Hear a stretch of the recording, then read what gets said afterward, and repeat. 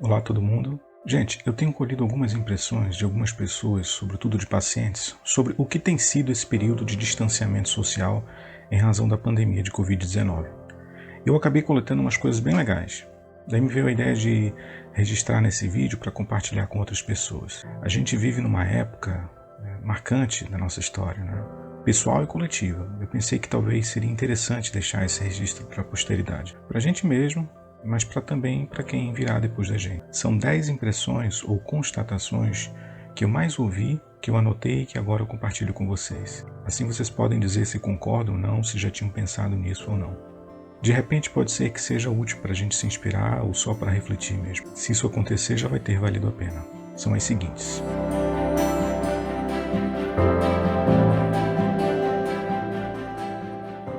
Essas 3 primeiras são as que eu mais ouço até hoje, assim, disparado. Número 1. A gente pode aprender muitas coisas com tudo isso que tem acontecido. Isso é verdade. Podemos aprender muita coisa no enfrentamento das questões relacionadas à pandemia, ao distanciamento social. Isso tanto individualmente, por exemplo, como lidar com emoções intensas como medo, saudade, estresse, preocupações com a saúde, com a situação financeira, etc. Quanto coletivamente também, porque afinal de contas a gente está tendo que repensar várias coisas, a economia, o trabalho, o estudo, convivência, ética, políticas e por aí vai. Número 2. O distanciamento social quebrou rotinas e, mais ainda, sacudiu a perspectiva dos nossos problemas. Alguns desses problemas que a gente tinha antes da pandemia parece que sumiram. Outros surgiram ou se aprofundaram justamente agora. Quem diria no início do ano, desse ano de 2020, que a gente passaria por tudo que a gente passou, pelo que a gente ainda está passando. Número 3. Quando a gente sair dessa, vamos sair diferente de quando entramos. Algumas pessoas dizem brincando que alguns vão sair dessa ou endividados, ou gordos, ou surtados, e alguns correm o risco até de sair divorciados. Mas todo mundo vai sair louco para aproveitar a vida. Bom, brincadeiras à parte, algumas pessoas têm falado desse novo normal que a gente vai atingir quando o distanciamento diminuir ou acabar. As perguntas que a gente pode fazer são: como eu vou sair dessa quando tudo passar? Quem eu vou sair depois disso tudo? Em seguida tem outras impressões que são mais individuais, como por exemplo, número 4. A pandemia me forçou a ter humildade diante da vida e a exercitar mais a solidariedade. Humildade porque não temos o controle de tudo. E em alguns casos, para algumas pessoas, solidariedade porque afinal de contas estamos todos juntos nessa. Número 5. Eu percebi que estava no automático. Por isso hoje eu valorizo coisas que antes passavam despercebidas.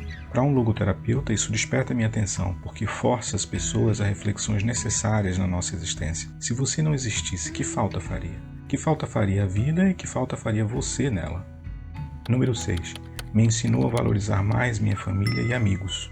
Por mais que a gente tenha WhatsApp, redes sociais, etc., mas que falta faz um olho no olho, né? Número 7. Algumas pessoas dizem que a pandemia provocou maior controle financeiro, por ter que cuidar para equilibrar as contas. Porém, outras pessoas falaram o oposto, que a pandemia provocou maiores gastos em casa. Como está sendo para você? Número 8. Me fez repensar nas minhas necessidades, na vida, e a considerar mais o desapego. Me diga se em algum momento você não pensou sobre o que afinal é realmente necessário e valioso nessa vida. Número 9.